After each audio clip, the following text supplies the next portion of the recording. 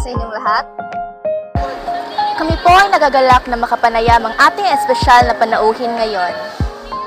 Sa probinsyang ito ay pag-uusapan natin ang Bisaya na dialekto at ang probinsya ng Medina sa Misamis Oriental.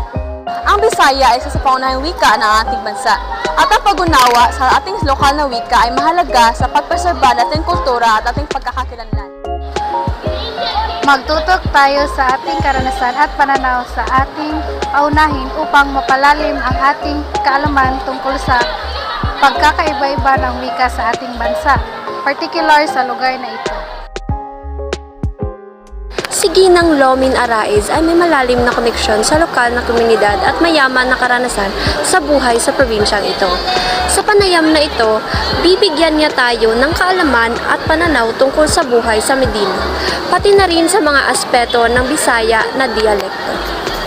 Salamat po sa pagdalaan ng oras at sa pagbabahagi ng inyong karanasan sa amin, Ginang Lomin Araiz. Kaya't simulan na po natin ang panayam. Magandang araw at maraming salamat po sa inyong oras at pagkikibahagi. Paano po nagbago ang inyong kultura at wika sa paglipas ng panahon, lalo na sa pagdating ng teknolohiya at modernisasyon?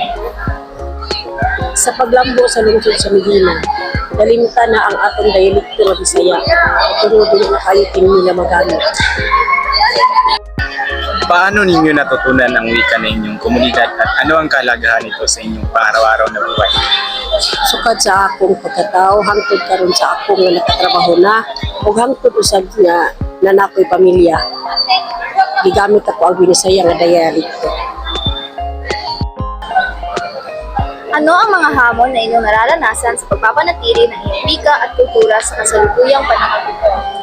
Ang mga bata karon nga panahon na sa ilang pag-eskwela, nasugda na nila ang ilahang paggamit sa English mo nang nalimutan na po ang atong dialekto nga Bisaya. Mayroon bang mga ritual o seremonya na isinasagawa ninyo para ipagdiwang ang mga mahalagang pangyayari sa buhay tulad ng kasal o kapanganakan? Sa dili pa kasunod ng usa ka magtiayon o managuyab, mamalay sila sa balay sa babae, kunya ila kining panagsabutan ug kanusa ay takda ang ilang kasal ug asa usab ang simbahan diin kini paghimuon ng ilang kasal. Salamat sa iyong oras at sa pagbabahagi mo tungkol sa dialektong Bisaya at sa Medina Misamis Oriental. Naway magpatuloy ang pagpapahalaga natin sa wika at kultura. Daghang usab kayong salamat nga diin usa ako nga gipili nimo nga imong interbyuhan mahitungod sa among lungsod sa Medina. Hinaot ako nga kita nga mga katawan sa lungsod sa Medina, dili na kalimtan ang paggamit sa atong dialekto kung asa mo kita padulong.